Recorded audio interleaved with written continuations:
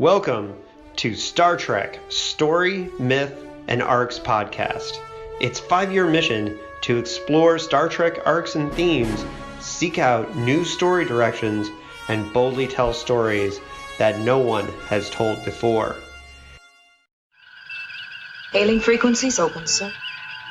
All right, welcome to Star Trek Story, Myth, and Arcs podcast, and we have 3 special guests today on the pod to talk about a very important project to me as a Star Trek nerd who loves all things Star Trek, but most importantly, loves his hometown of Bloomington, Indiana, and its connection to the Star Trek universe.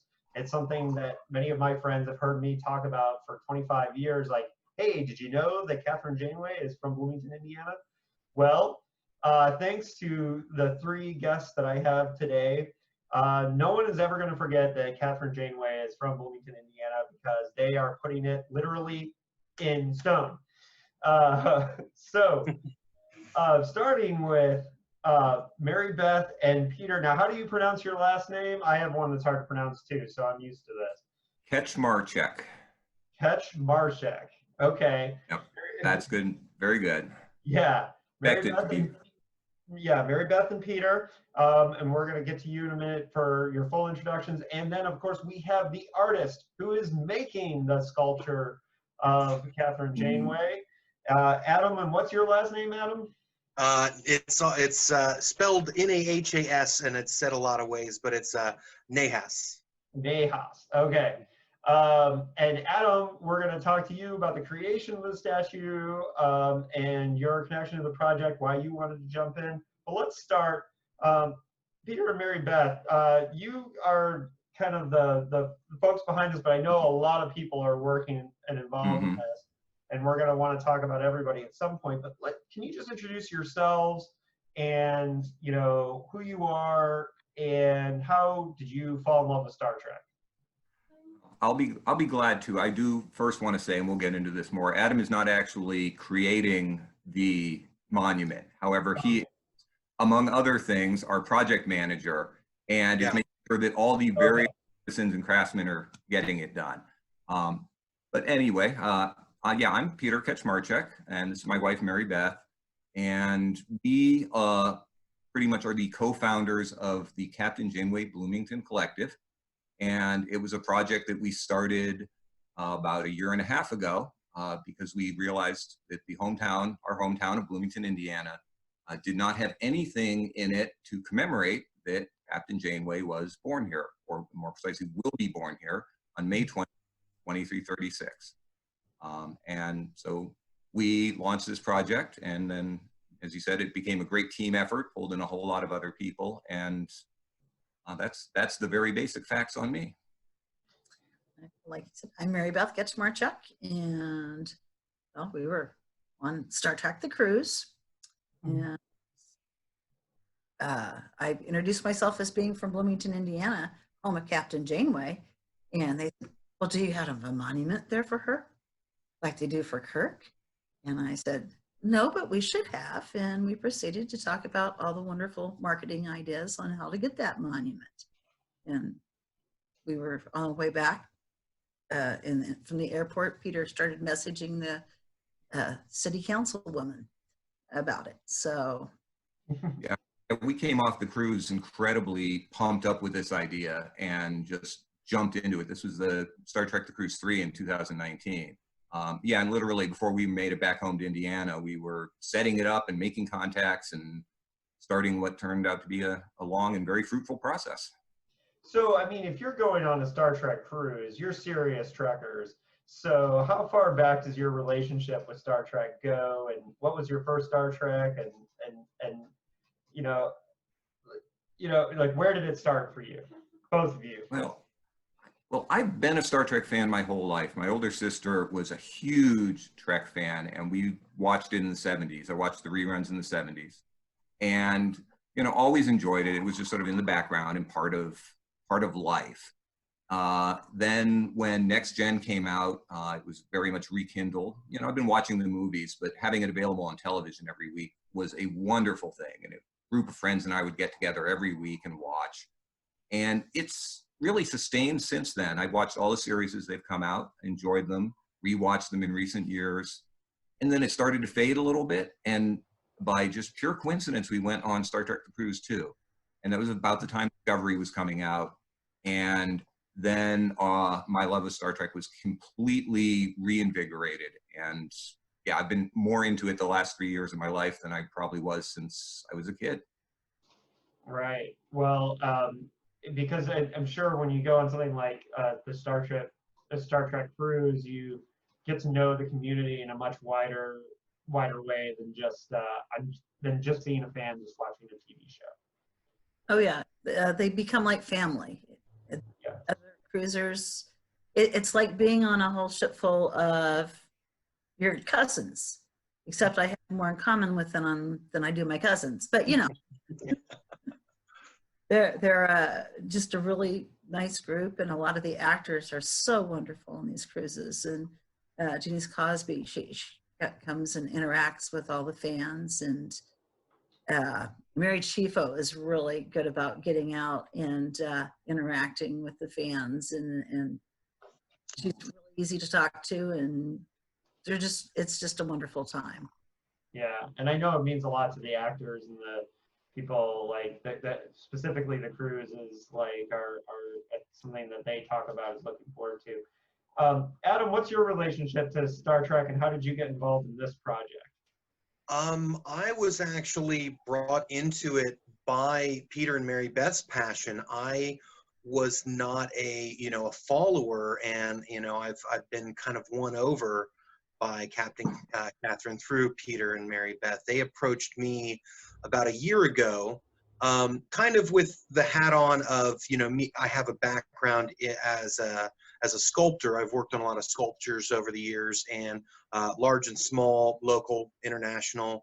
And they had, we kind of talked about maybe it being like a commemorative bench, and then it kind of evolved into more of a limestone bust, and then it evolved into a stone base and a bronze top.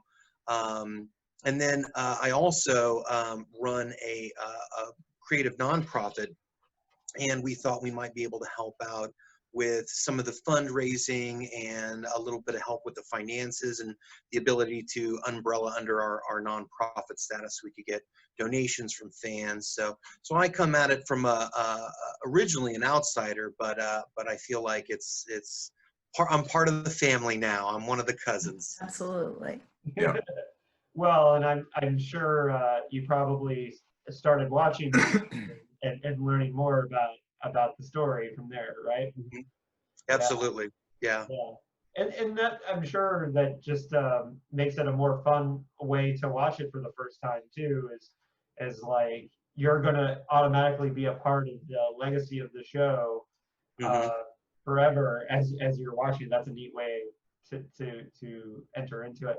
So let's talk specifically a little bit about the project, because going from 1 year, doing this in 1 year is a crazy quick path. I mean, even Mary, was it Joe Tremblay, what was her name? The woman that did the letter writing campaign to try and save Star Trek in the beginning.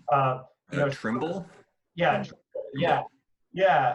You're in the Star Trek activist annals with her by doing this project, and I think that that's really cool. But you were much more effective, honestly, because you did this in such a quick time. Now you had the help of the internet. Yes. Let's say that. But doing this in 1 year is really incredible. But you not only had to interface with the Star Trek fans to raise money, but you had to interface with the city. And speaking as somebody who's done activism in Bloomington, it is more receptive than some cities. But I wonder, how is the process of working with the city of Bloomington on this project? They were very open to this, and part of it is because the path had kind of been laid before us. When we sat down with Sean, a representative of the Parks Department, he told us 3 or 4 people had pitched this to him in the last several years. And it never gone anywhere, but they'd heard it. The idea was out there. So he's like, all right, I'm willing to hear your pitch. he made very clear right off the bat. He said, the city will help with this, but we have to do it ourselves. We have to raise our own money. And I honestly don't remember if he actually used these words or not, but he essentially said, you need to prove to me you're not just a bunch of enthusiastic nerds. And if you can see that, the city will get behind this project. Well, we are that, but in addition. Yeah, we're also someone who's committed to actually making this happen, because I think in the past, and some of those people are now part of our group. We all sort of came together. You know, people, as happens with any project like this, part of the call for volunteers and work and things sort of peter out. And we were able to pull everyone together this time and make a serious organized effort. So when we went back to the city a few months later and said, well, we're ready to fundraise and this is what we're doing, and we're talking to CBS, which of course was the other big hurdle. Yes. You know, the city was like, we're on board, we'll give you a little piece of land and let's make this happen.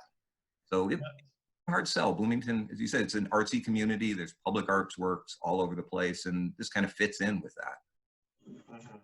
Well, and the location you chose is very close to one of the last places I lived in Bloomington.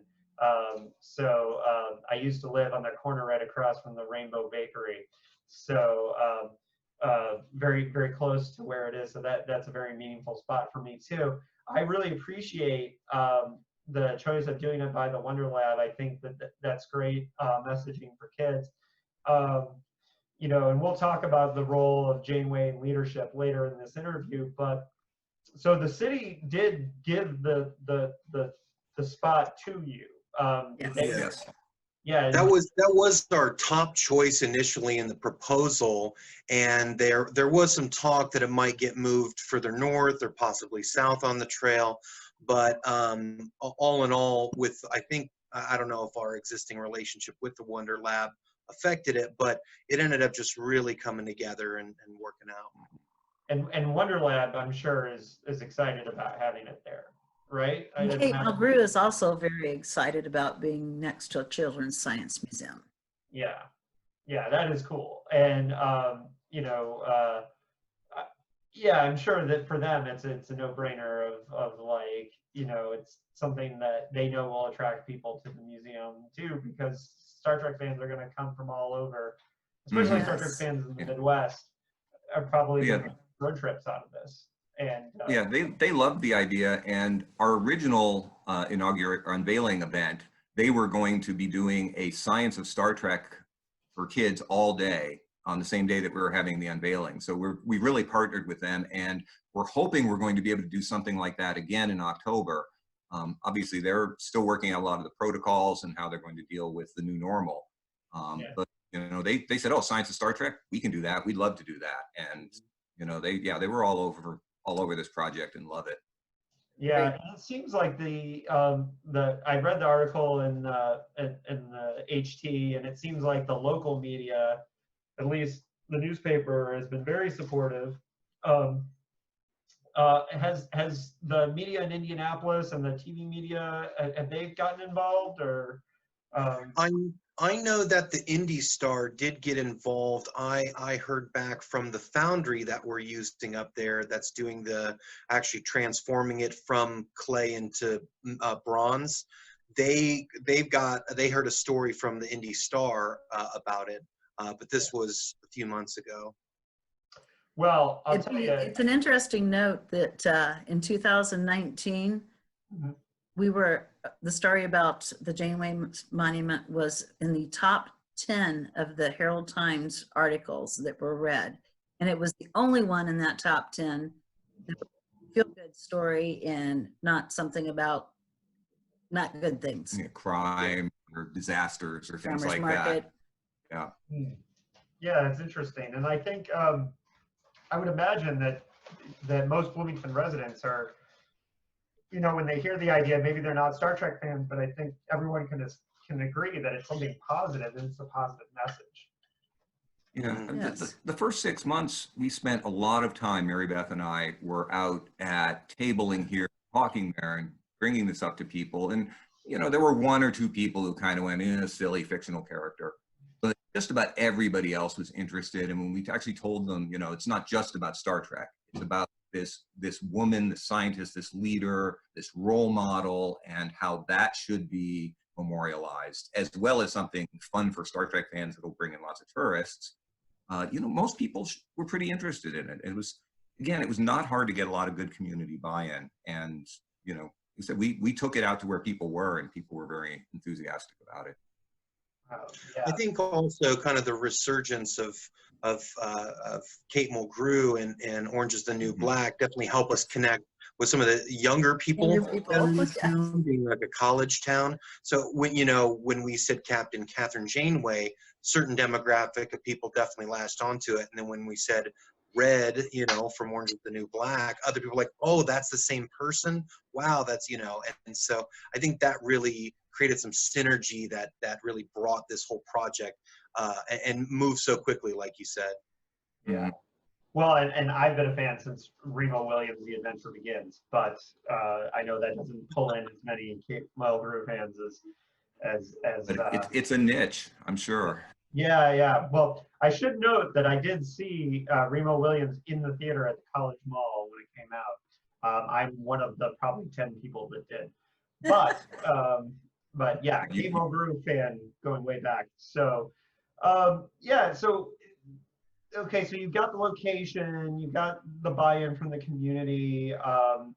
So let's start talking about how you raised funds, because I'm sure that was mostly Star Trek fans, but I'm sure some people in Bloomington, I'm sure you did fundraisers in Bloomington as well as the internet. Tell me how you raised the funds for it. Well, most of it actually was done through the internet. We partnered up with a group called Patronicity, and they work with community arts projects, and they had a matching funds campaign with the state, with the Indiana Housing and Community Development Authority. So we set up an online fundraiser through Patronicity, where if we hit our fundraising goal, they would match the funds. And I don't remember exactly what we set the goal at, but we hit our goal using that platform, and we got the matching state funds, and that got us very close to our original budget of $30,000. I think most of it was probably Star Trek fans, but I certainly think there were people in the community who were donating, as I said, just because it's another interesting arts project and a character worth memorializing. Yeah, absolutely. And we're going to get more into the character and the history and why we love Catherine Janeway a little bit in the second part of the podcast, because my podcast specifically, I like to focus on story, myth, and arc, and how we tell stories through Star Trek. But I couldn't resist the opportunity to give love to my hometown and to this project that I think is so great. So I definitely, and I think I know I wanted to hear a longer discussion about how the project happened. What was the reaction that you got from Star Trek fans, both at the cruise and through the internet? Like, I mean, sure, the reaction was through the roof of positivity, right? Yeah. Oh yes, the Star Trek fans, and it was a lot of the cruise people that did it. I had the fortune when we went on our first cruise, I took this guy with me. This is Spock Bear. Spock Bear. Yes, and I took him with me. He's like our mascot. And I started handing him to people that were in costume and took their photos with them. And he also got his photos with a number of celebrities like George Takei and like that. And he has his own Facebook page. And he helped us a lot because through him, I got to meet all these people, and all these people were following his Facebook page. And so originally that's where we publicized a lot of it, and on the cruise pages. And the secret weapon. Very helpful. Yeah, and Mary Beth knows how to work a crowd. Spock Bear may make it easier for it, but she gets out there and she talks to people, and she's good at it. So, she did a lot of just, like face to face, talk to people, tell them what it's all about. Mm-hmm. But, Peter also mentioned we did do a lot of work on tabling. We went to a lot of local Bloomington events and really got the word out there about what we were doing and what our goal, our end date was, really educating the local community about what was coming to Bloomington. Mm-hmm. So it was everything. It's been great. And, you know, and CBS working with us, they've done, you know, so much work to really get everything out there to places we couldn't reach. Yeah, and so Yes. tell me about that relationship that you have with CBS. Like, how did that come to be, and how exactly have they helped you? Well, we had 2 or 3 different people reaching out to CBS initially, trying to get contact. And we finally started talking to them in, I think, late June last summer. And they said, essentially, your timing is really good on this because 2020 is the 25th anniversary of Voyager. And we're going to be doing lots of Voyager stuff. And we think this would be a good thing to do. And I mean, a lot of what they've helped with is just, you know, quite honestly, giving us the permission to do this. And Approvals, yeah. approvals. And really, they haven't gotten in our way. We've, you know, a lot of stuff has to be run by them. They want to, you know, check this and check that and approve everything. And I understand that it's their properties, but they have been quick and responsive for the most part, and, you know, given good feedback and really essentially approved everything that we have brought to them.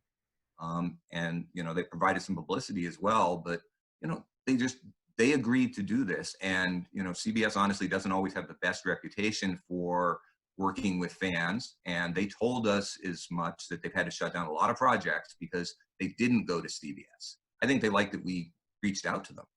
But went too far.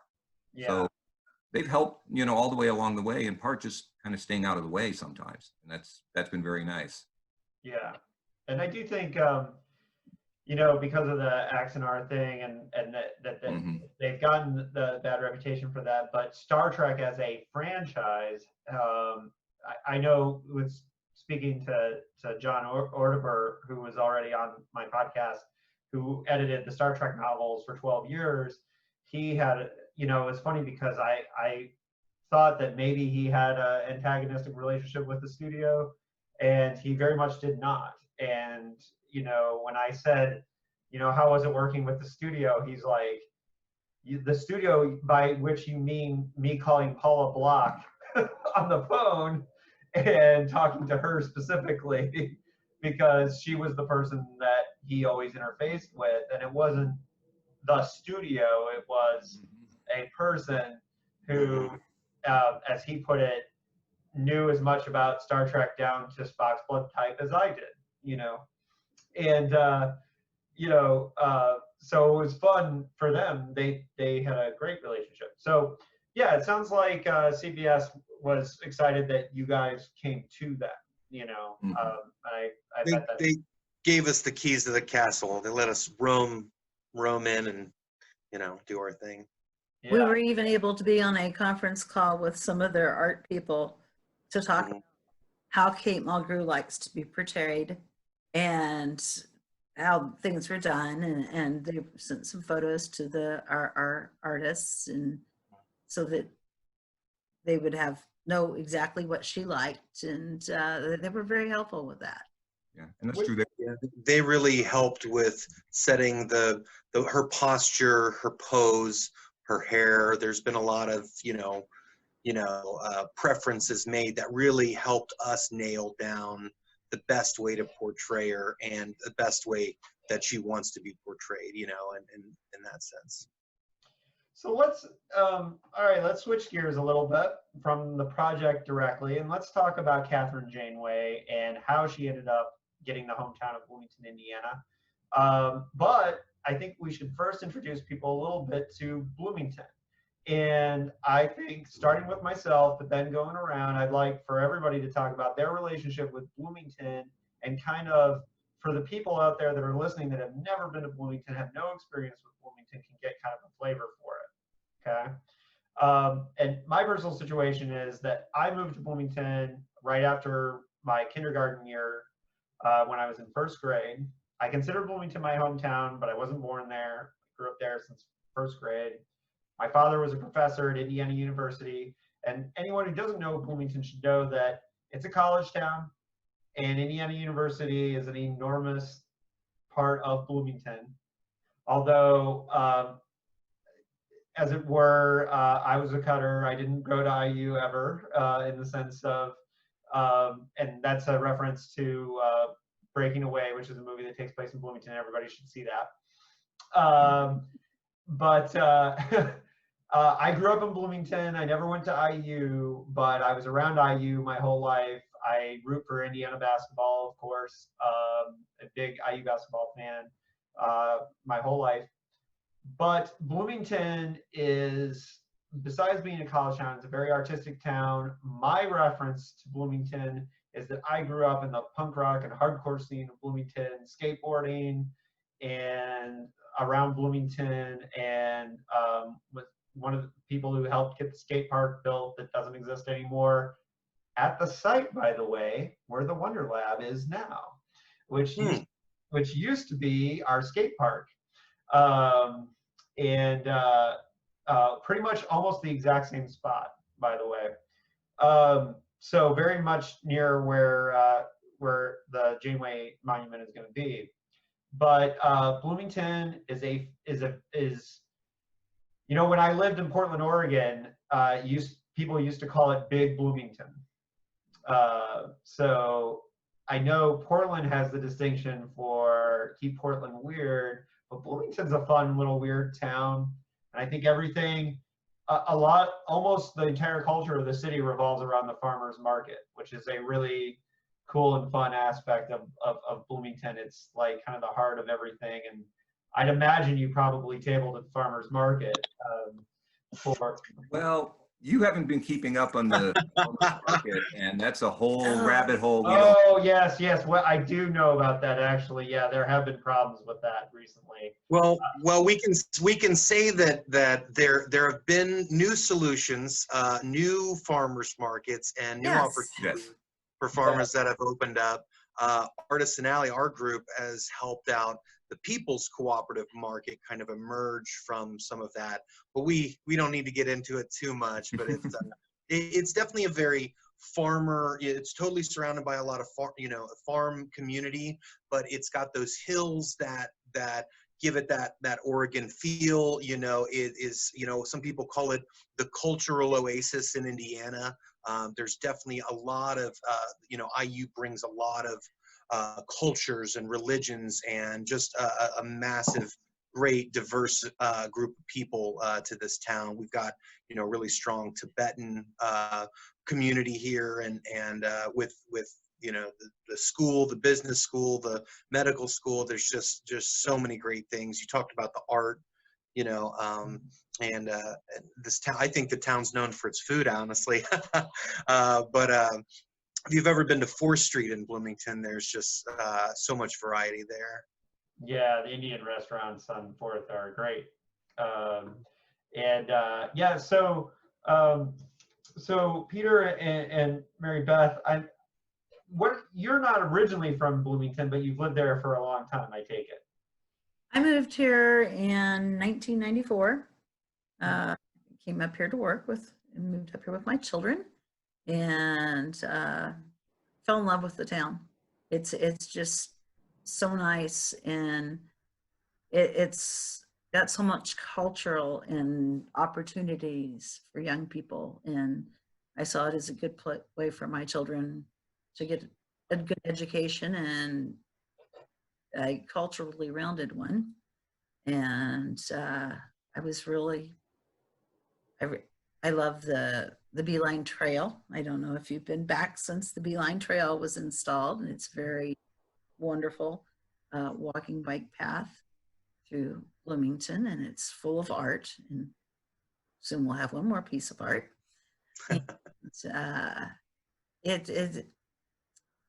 it's just been a wonderful place. You get to know everybody. I mean, the mayor's wife is in the Bloomington Janeway Collective, so it's a small town, so, but it's not too small. It's got all the arts and culture of a large town. Mm-hmm. That's very true. Peter? Yeah, I moved here after living in the greater Boston area. I moved here in '92, and I actually often find that it reminded me a lot of living in the Boston area, except you weren't in a big city, and you went 10 miles out of town, now 15, and you get cornfields. But I came here, I was dating someone who came here to go to law school, and it was a good time to shake up my life a little bit. So I moved here. That relationship ended almost immediately, and I decided, well, stay here, fresh start. I was falling in love with the town too. A couple of years later, I fell in love with her. So, I settled here. I got a job at IU. I'm a company man now, and yeah, I just love Bloomington. I will always miss the smell of the ocean and be from Massachusetts, but Bloomington is my home, and I'm completely here now. And yeah, and everyone said all the great things about it. It's wonderful and diverse and cultured, and a little of the big city and a little of the country, and it's a great place to be and a great place to hang out and visit. Well, and let's talk about just how it became Catherine Janeway's hometown. Unlike when Picard's hometown was picked, or James T. Kirk got a random place in Iowa just because I think Roddenberry just wanted to just pick a farm place, so he said Iowa. Jeri Taylor, who was co-creator of Voyager and basically the architect of Catherine Janeway, because she was brought on to Voyager. She was a writer-producer on Next Generation, and she was asked by Michael Piller and Rick Berman to help create Voyager because they wanted to have a woman as the captain. They wanted a woman behind the scenes creating this character. And Jeri Taylor did not pick Bloomington for no reason, because she is a graduate of Indiana University, and she was born in Evansville, so she's a Hoosier. And I think she chose Bloomington because she fell in love with it, just like the rest of us who spent time there.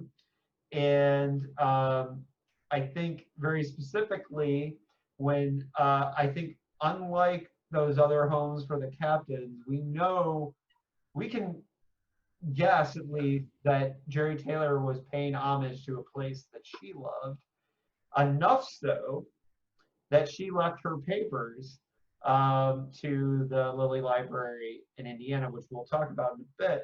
But I'm wondering how much you've thought about Bloomington in the 23rd century. I'm sure you have a lot because of this project, but just, I don't know. What I'm trying to get at is how much have you thought about why Jeri Taylor chose Bloomington? I'm sure you've had to have those discussions with people, and how do you introduce that to people in Bloomington who don't watch Star Trek? Well, I think she chose Bloomington because it's a progressive college town, and she's. Well, I have a theory. I hadn't thought about it too much, a little bit, until you talked about it, because yeah, we do tell people Jeri Taylor went to school here, grew up here a little bit, so she chose it. I wonder sometimes if it had to do with trying to give her a background that was offset from what she became. Because she became, and she talks about this early on in the show. She didn't like farming. The episode where her and Chakotay are stranded on the planet, she's like, no, I didn't farm. I didn't want to play in the dirt. I was a scientist from early on. And I think she wanted to give maybe some contrast. Let's give her a background that's very rural. Maybe to say, even if you're just a farm girl, you can grow up to be a great scientist. You don't have to be from a city. You don't have to necessarily be from somewhere that's cultured or, where you would think would be the breeding ground for people like that. You can come from rural roots. And I think might have played a part into it, as well as, just she loved the town. Mm-hmm. Yeah, and it's clear that she did, and Indiana was important to her. Having the resources, have you guys been down to the Lilly Library to look at her papers? Or yeah, I imagine you have. Yeah, I went in, and there's a lot of them, and you have to check them out sort of one folder at a time, because things in the Lilly are preservation copies. But I went through a lot of the things from creating the show, things like the list of all the names they considered for Captain Janeway, and things that they thought, there was one discussion of, she was afraid something would make her too feminine or something else would make her too tough. Just all kinds of behind the scene details of what went into creating the show. And it's fascinating. You can make an appointment and go in and look at this stuff and take pictures of it, and lots of other things from her career. She's worked on a tremendous amount of television programs besides just Voyager, and it's a huge trove of information. It's wonderful she's made it available. Yeah, now that I know that it's there, I definitely want to do that next time I come home. It's funny, because I do my other podcast, I do a Philip K. Dick podcast, and we live very close to his papers at Fullerton, University of California, Fullerton, and we were in the process of making an appointment, trying to visit for the first time when the coronavirus hit, and we never got the chance. But it's these collections that, and now that everything's so digital, I don't know if we're ever going to have the kind of access to see the behind the scenes like this forever, and it is really an amazing thing. I'm sure that just going to get to check out the papers, I'm sure that gave you another layer of connection to Janeway as a character in the process of this. I'm sure you that has added to your connection and to Bloomington's connection. I'm sure, but I don't know if I think that's really cool. Yeah. It helps show, the depth of thought that went into it, and that, they didn't just, I think Jeri Taylor's been quoted saying, we're going to make sure this isn't just, a man in a dress kind of thing. And a lot of those details really show that they were trying to make this a complete, well-rounded character that was a woman in this position. And you get that kind of details about it. Yeah, and that's really cool. I know too that at the time that when they first announced that they were going to have a woman as captain, that the studio actually got death threats and like all kinds of weird obstacles that they weren't expecting, and hoped that the world had progressed to that point. However, one of the things that's cool is that once the show launched, those criticisms seem to fade away pretty quickly. I think that that's a testament to Janeway as a character. But I want to talk a little bit more about Jeri Taylor, and then we'll go more into Janeway's, and then a little bit of Kate Mulgrew. But I recently, for anyone who's listened to the podcast before, I've interviewed John Ordeber, who helped to, he was the Star Trek book editor for 12 years at Pocket Books. And and Mary Beth's holding up the copy. He was the editor of Mosaic, which, for those of you watching on YouTube, not just listening, Mosaic was the biography, basically, of Catherine Janeway, written in the between the first and second season of Voyager. And John told me that they had, they were told by the studio and by the publisher that they needed to do the first Star Trek Voyager hardcover. Did they have an idea for something that would be a big enough deal to make it worth being a hardcover? Because they'd already done paperbacks, and the hardcovers were supposed to be a bigger deal. And so he told them that he had already been talking to Jeri Taylor a lot about every time they have a big story twist, they'd have to call Jeri to say, is it okay if we do this? Can we do that?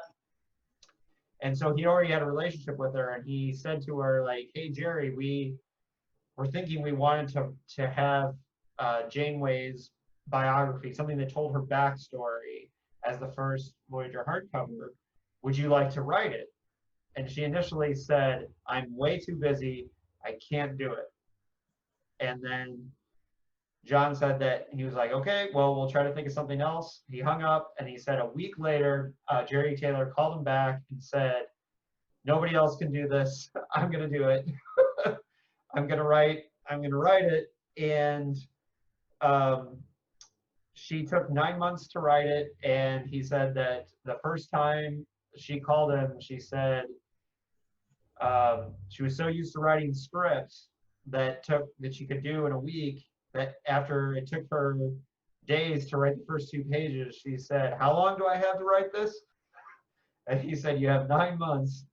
And she said, oh, thank goodness.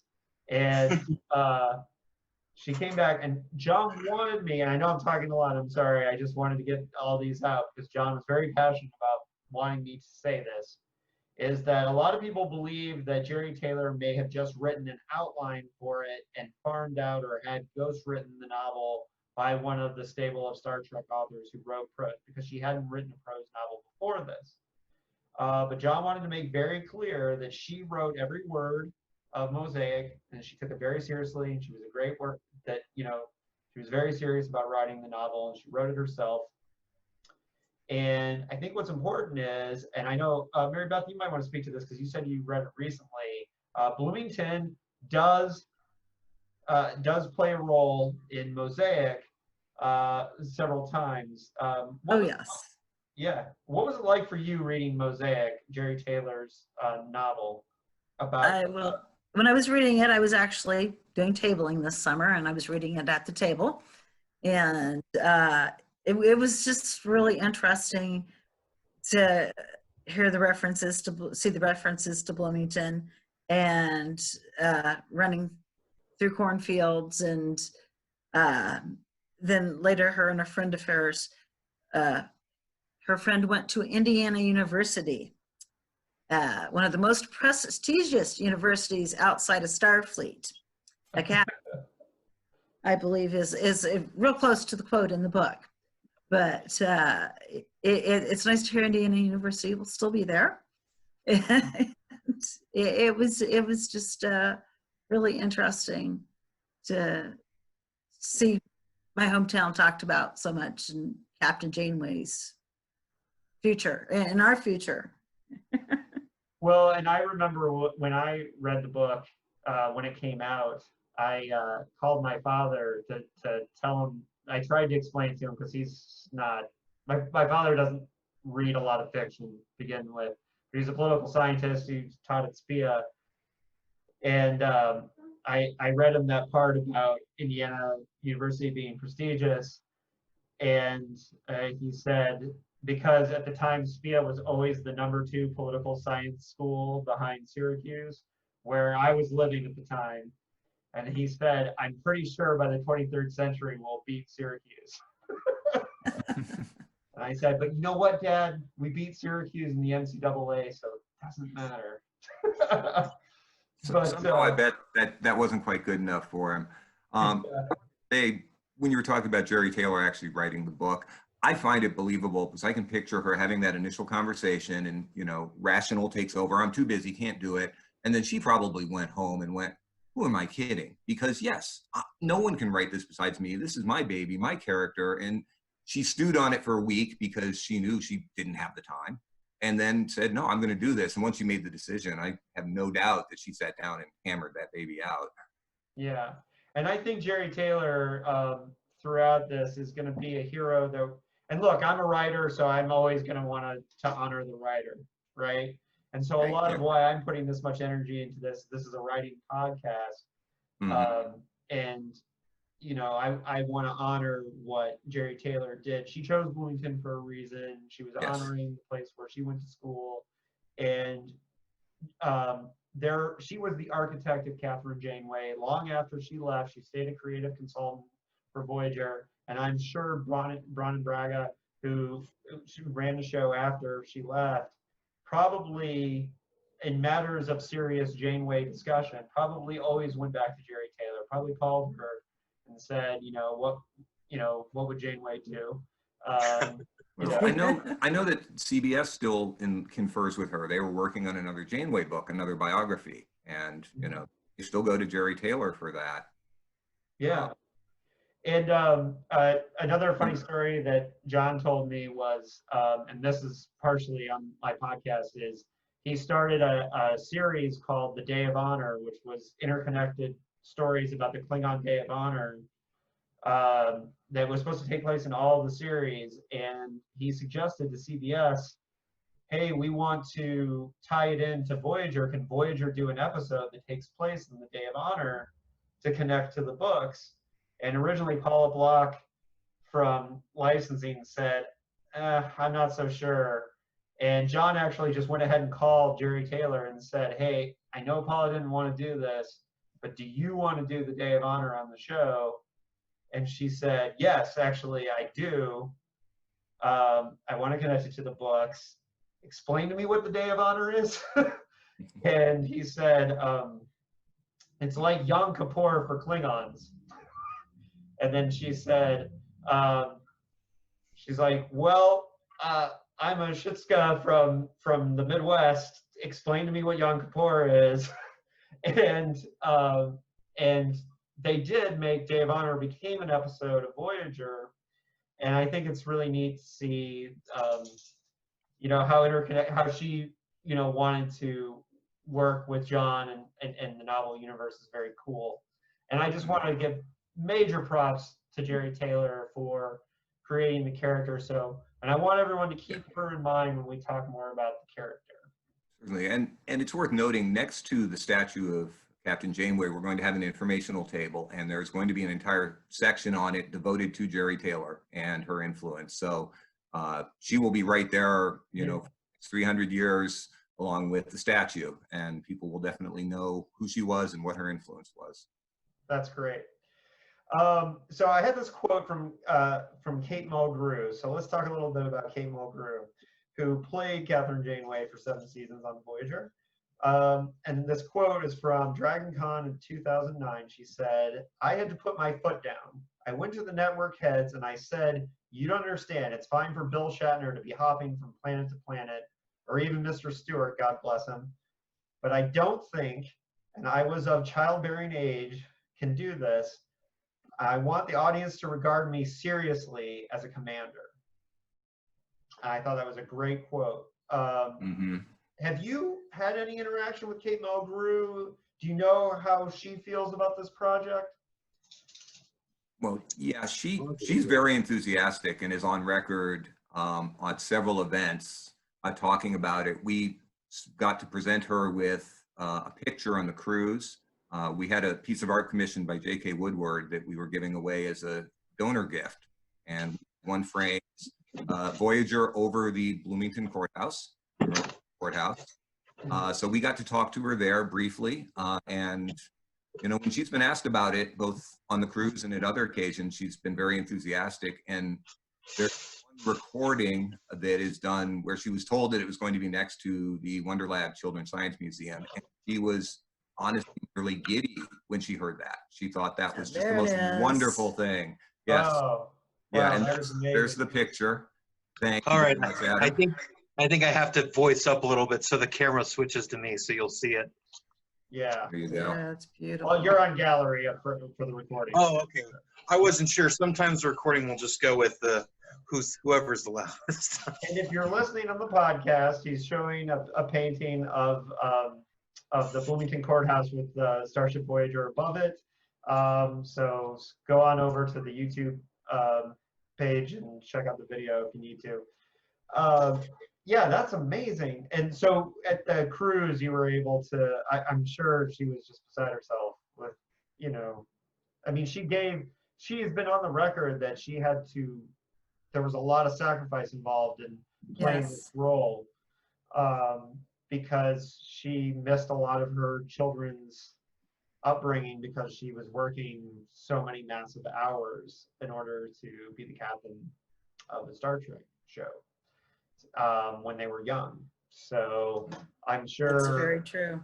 Yeah. So It was very hard on her family life, but she inspired a whole generation of young ladies, and she's very, very proud of that. Yeah. Yeah.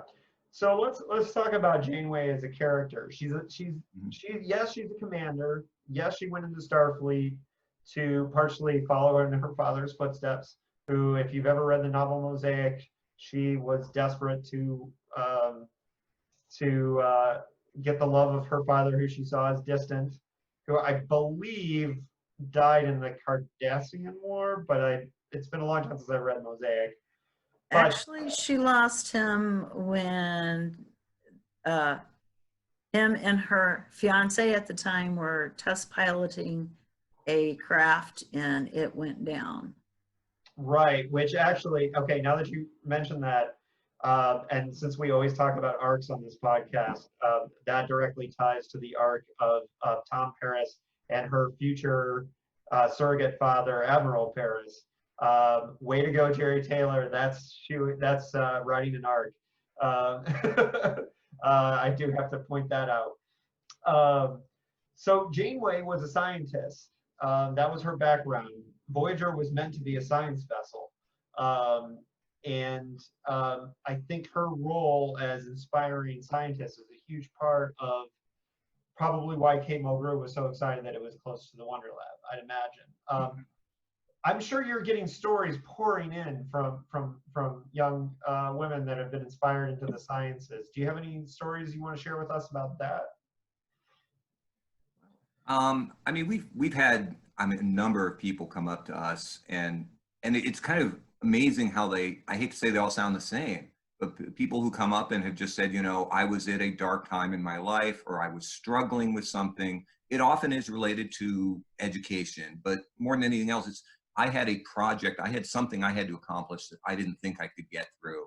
And I started watching Voyager, and by seeing how Janeway handled things time after time, I was able to get through it. I mean, we often cite Erin McDonald, the astrophysicist, who wrote a wonderful piece, and I think it can be found on the Women at Warp site, about how she would never have gotten through her thesis and her PhD without Captain Janeway.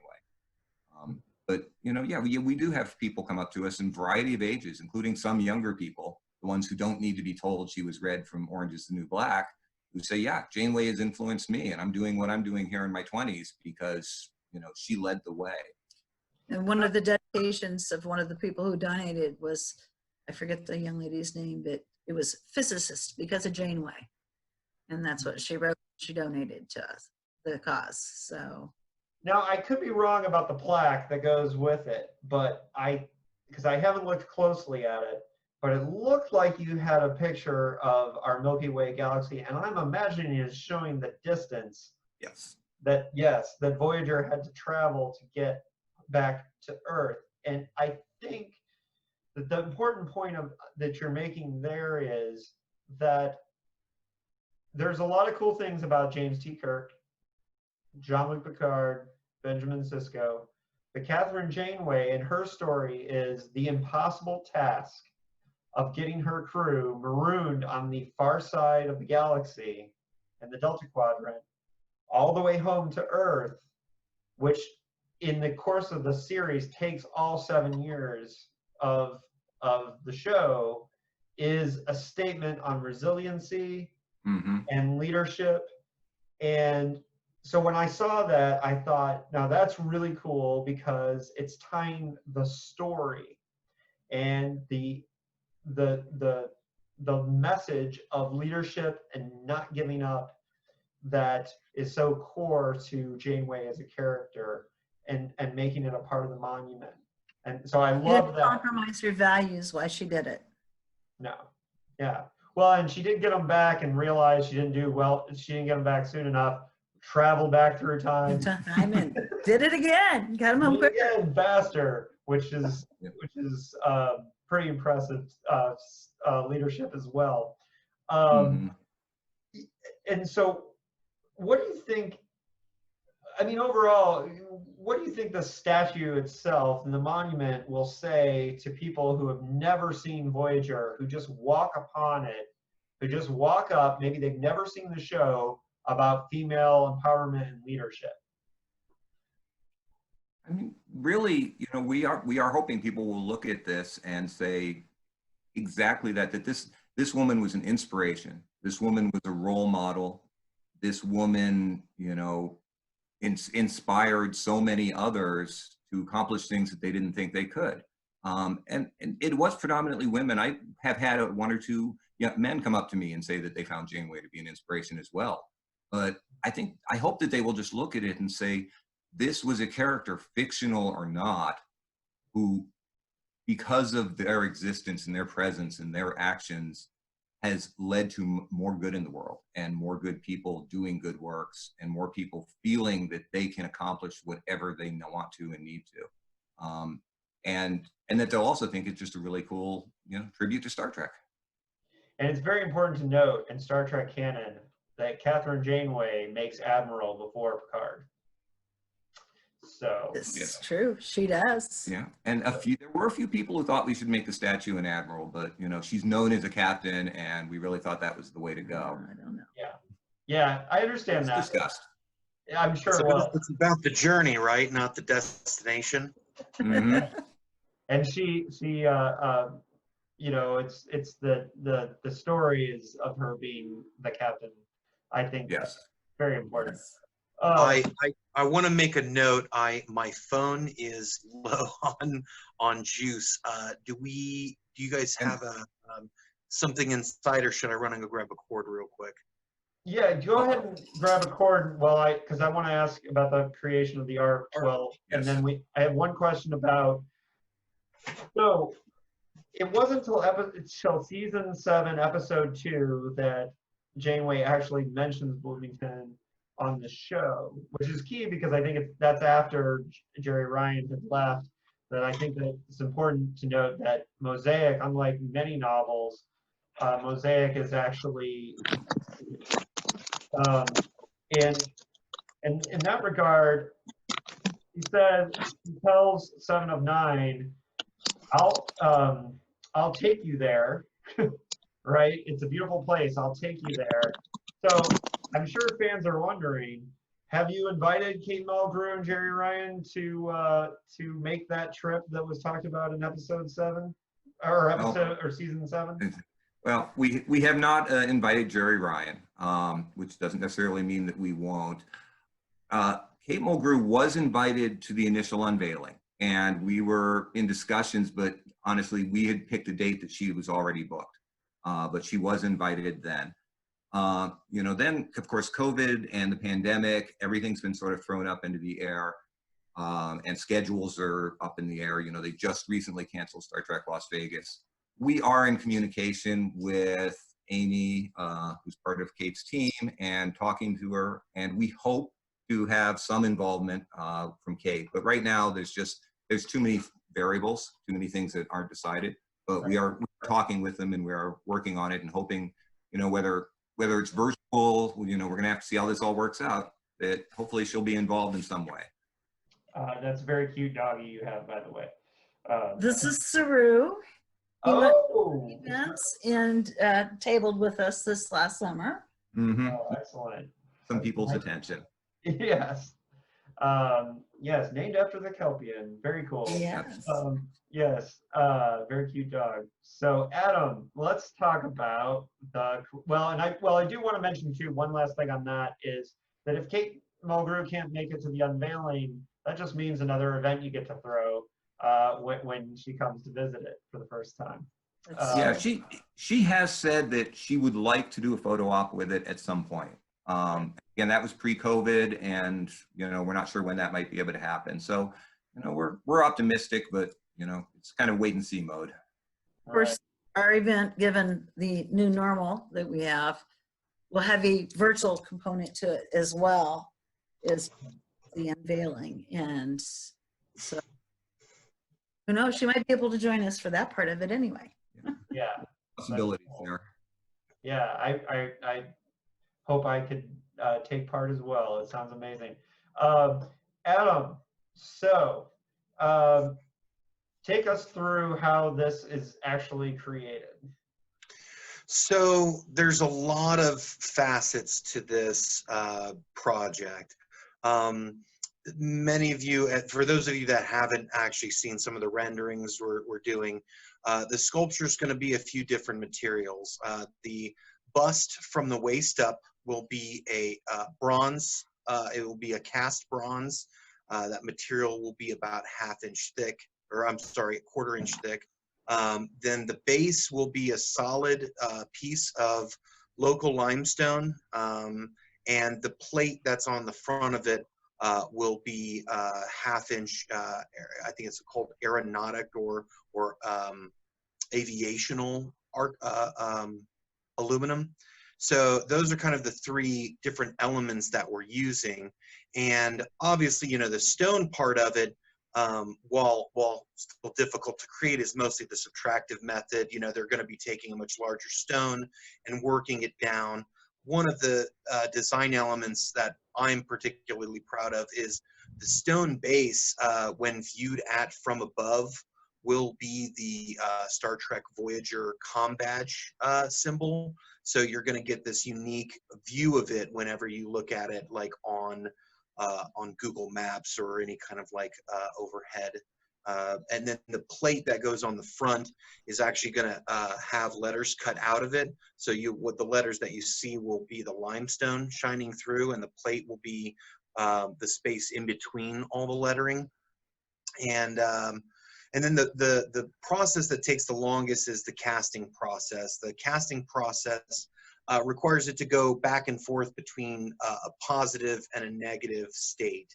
And what I mean by that is we had a very talented artist out in California named Aaron Ebby who did the original sculpt. So he carved that out of clay. It's an oil-based clay, so it doesn't dry out, but it stays wet, if you will, so that we could keep manipulating it. But once the sculpt was approved, we brought it here to Indiana, and at the foundry they have created the negative of it, which is called the mother mold. The mother mold is generally made up of a silicone or a soft rubber material that gets applied with a brush while it's still fluid over the plasticine or over the sculpt, and it dries or it hardens onto the piece, capturing all the details that were put in for, you know, the eyes and the hair and the textures of the fabric. Once the rubber part is solid, you create a back layer to it that holds the rubber in place when it won't have the sculpt keeping its form. So that's the plaster layer. And that mother mold then gets wax poured into it. And it's a process, it's called the lost wax process. Pretty much anytime you go to cast something, you have to take it into wax before you can get it into metal. So a thin wax casting is created from the rubber mold, and then that gets attached to a wax a plumbing system called a sprue system. And that system helps metal flow evenly to all parts of the casting, so that as it cools together and it cools as one piece rather than you know, little pockets that get cast and cool too quickly before they connect with the parts around it. So all that's made out of wax, and then that wax is dipped in a ceramic shell. It's a liquid ceramic that hardens, and you sprinkle sand onto it, and you do that again and again and again, and it builds up a thickness around the wax. And then the wax gets melted out, leaving just the ceramic, which can handle the heat of the bronze, and that becomes that negative void that you pour the metal into. And then as the metal cools, it shrinks a little bit, and that kind of cracks and breaks all of the ceramic that's on the outside off of it, and what you're left is a raw casting. Now we have cast the piece. We've passed that stage, but it had to be cast in two parts, you know, neck up and then shoulders, you know, down. So we're at the stage now where we're assembling the piece in the metal, so it'll need to be re-welded together. Then we go through the patina process, and that's the finishing process to make it look antiqued or to highlight certain features. And then that will be the bronze. And then once that's done, that'll be taken back to the limestone carvers, and that piece will be set and mount on top of the base, and then the plaque will be mounted on the front. And then come installation day, it will be one piece ready to be lowered and locked into the site on the Beeline Trail. So is the base limestone? Yeah, so there's going to be a concrete pad that we pour, and then the limestone base will sit on top of that, and then the bronze will be mounted on the top of the limestone with the aluminum plate onto the front. Yeah, I know that doesn't mean as much to people not from Bloomington, but the limestone aspect of it is Limstone's kind of important here. Yeah, and yeah, we definitely, go watch Breaking Away. Yeah, and go watch Breaking Away. But also, almost the entire campus at IU is built on a limestone, so it's a huge part of the motif of the city. So yes. And one of the original concept was all in limestone. Sharon Fullingham was an artist who submitted a design to us, and we liked it. We wanted to make some changes to it, but one of the original designs was going to be an all limestone piece to kind of commemorate the town and the neighboring areas. Cool. That is awesome. That sounds like so I'm wondering, like, we'll start to kind of wrap up here, but now that you're getting closer to the end of this project, and I'm wondering, what are the lessons that each of the three of you have, what has been most exciting, the most exciting lesson you've learned that you didn't expect when you started this process in 2019? Yeah, in a sense, I didn't expect it to be so easy, but it hasn't been easy. You know, it's a little, but like you said, we managed to get the city on board. We managed to get CBS on board. I mean, it's been a tremendous amount of work, but the buy-in from all the people that we needed to work with and the enthusiasm, I think, was my biggest surprise. We didn't have to hard sell this to anybody really. And that made all the hard work a lot easier. It seemed, yeah, I would agree with that too. The fact I've worked on a lot of these sculptures, and something of this nature can take years, you know, with just getting approvals and things like that. But really, you know, I was concerned about CBS involvement. A lot of times people who have the rights to an image, you know, there's going to be a lot of persuasion. But, you know, just like Peter said, they've been really great to work with. The city was on board. The contractors that we've worked with, that I've worked with, you know, I know they do good work. They do fast work. And then, you know, seeing the passion that Peter and Mary Beth, you know, brought to the table really just moved everything forward. So and the rest of the steering committee as well. Oh yeah, absolutely. You know, Absolutely. Josh Dinner is one of the other design leads. He's really been helping us out with like renderings, conceptualizations, you know, giving us a lot of, you know, visual ways to try to understand how all of this works. So I wanted to shout out, he's one of my design guys. So yeah, in fact, I was going to list, thank you, Marianne, Marco, Melissa, Lee, Laura. All right, I think I covered everybody. It's like I said, this has been a real team effort, and you know, we would not have done it just the two or three of us. yeah. Oh, and James Tanford helped out with patronicity. Bridget. Yeah, there's the list goes on. Mm-hmm. And Eagle Moss pitched in some busts for. Oh, I've got one of those. Yes, Oh, yeah. they gave us some busts. We could give them away at the $500 level. I don't know if you can see it here. Yes. Yes. There we go. Cool. And Oh, like yeah. I said, that wonderful print that J.J. Woodward did. That. Yeah, he just donated that print for us. Yes, he donated the print, and we have the original actually. Well, that's cool. I just recently rewatched Voyager a few years ago. This has me wanting to go back and do a rewatch again. Just talking about how great the character was, and you know, the first time I realized that Janeway was from Bloomington was when I read Mosaic when it came out, and when I got to that page where Bloomington was mentioned, my jaw dropped, and you know, I remember I you know, folded the page, and I was like, and I like wanted to tell my friends I didn't give a shit as much as me, and then I was like, you know. And then I thought to myself, someday there'll be a statue of Catherine Janeway in my hometown. No, I didn't think that. But then, folks, it's happening, and it's really cool. And it was funny because when the articles and the news first started coming out, of course, all my friends who are into Star Trek were all tagging me. We're all making a big deal. And so I just recently started the Star Trek podcast, so I was like, man, I gotta have these folks on because to talk about this. We appreciate it. Yeah, and I like that you get the chance to long form talk about like the process, because I think it'll be good for fans out there to know how hard you guys worked on it and continue to support you guys and thank you guys. So when you're in Vegas or when you're on the cruise, people who are out there listening to this, watching this, make sure to thank Peter and Mary Beth. Adam probably won't be at the cruises, but you can shout Artisan Alley out. Hey, never say never. Never say never. Yeah. Yeah, I just can't stand Vegas, so I've always thought about going to the convention, but I just don't like Vegas. Never been to Vegas. Oh, you guys haven't been to that one? Okay. That a cruise? No. I guess. Yeah, I've been to Las Vegas. I'm kind of a Vegas guy, so that might be the other connection. I need to go out there.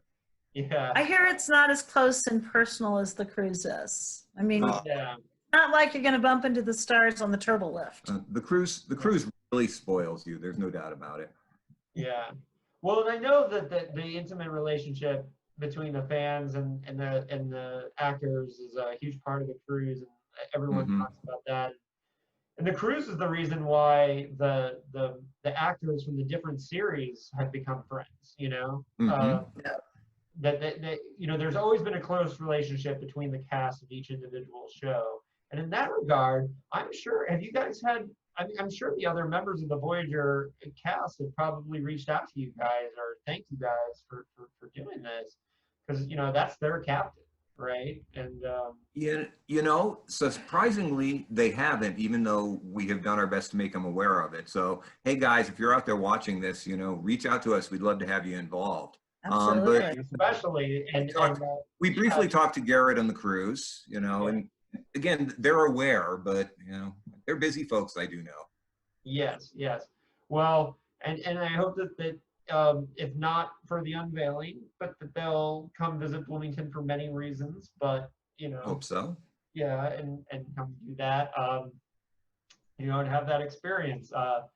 For anyone who's listening, I highly recommend Hoosier National Forest too. That's right outside of there. It's great hiking, wonderful, and great reason to visit Bloomington as well. So on that note, any last words for the Star Trek fans about how they can help support you? I mean, you guys raised the money. I don't think Well, you need money at this point, right? Well, we raised the money and we hit our budget. We are still, however, fundraising, and we may do another little fundraising push here in a month or so, because as these things go, you know, it's been a little more expensive than anticipated. And honestly, the pandemic has added expenses and hurdles along the way as well. Okay, well, that's good to know, because if people want to support, you know, that they can reach out to you guys from, and your website is janewaycollective.com, I believe. Right? janewaycollective.org, where you learn all about the project and make donations. The unveiling is currently scheduled for Saturday, October 24th. You know, how much it'll be an in-person event and how much it'll be virtual, we're going to have to sort of wait and see. But it is set for that date, and you know, we're charging ahead. We'll speed ahead. We're planning on a groundbreaking either end of this month or early next month, and so that'll actually start the process of the city actually starting to see some physical change at the site, and we think that's going to be kind of like ramp up everything. But obviously, after the sculpture gets installed, you know, we do plan on continuing commemorations on her birthday, around her birthday, and maybe even have events throughout the year.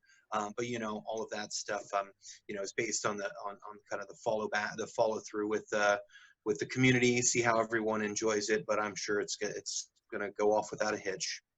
Yeah. So currently you're cruising at impulse speed, not quite ready to go to warp, right? Gotcha. Yeah, I think we were at warp back in February and then slammed the brakes on. And you're right. I think we're just about to jump back into warp, and the groundbreaking will both symbolically and, you know, physically, I think, indicate that where we're at and when we do that. Oh, excellent. And I, you know, appreciate all the work that you guys have done. It's a really cool and fun thing. I think you know, in the end, Star Trek is about message as much as it is fun. And I really like that you guys have included both. And I hope that for years to come, it will help the young people in Bloomington connects to Star Trek and makes Star Trek fans. Because we always, whenever we look back to the things of how we got into things, it's always like that one moment where you discovered something, and I think it's you may end up, years from now finding out that scientists or Star Trek writers or whatever were born when they just happened to walk past Wonder Lab and see the Janeway statue there. So You hope so. yeah. And thank you very much, David. It's been a lot of fun talking to you. And I'm going to check out your Philip K. Dick podcast because I'm an old-time fan who hasn't read any of his books in over 30 years. Oh yeah, you should go back and reread with us. I've got them all, so just about. But they take a long time. Well, Peter, let's stay in touch because you might have to come back on the podcast for the right book. Do you have a favorite? I'd have to go back through the titles. It has really been 30 years, but All right. First time through. Yeah. Well, see, I'm right in the thick of it. We're in the mid 60s right now. Been doing it for 2 years, so we haven't quite made it to Do Androids Dream of Electric Sheep, but we're getting there, and then we'll probably do like 4 or 5 episodes on Blade Runner alone. Yeah, you can see that. But right. Adam, Mary Beth, Peter, I appreciate all your work. Thank you for joining us. Star Trek fans, if you haven't checked out the other episodes of Star Trek Story Myth and Arts podcast, it's all about the writing. We talk about the structure and how stories are told. And I have a deal. I have my latest science fiction novel, Goddamn Killing Machines, pinned on our Twitter account. And if you buy a copy and show me that you did it, you can pick a Star Trek episode for me to break down. I'm shameless that way. Buy my book, and then I will break down any Star Trek episode you want. Excellent. Thank you, David. Live long and prosper. Yes, definitely. Peace and long life. Thank you for joining us on Star Trek Myths, Story Myths and Arcs. And visit Bloomington soon.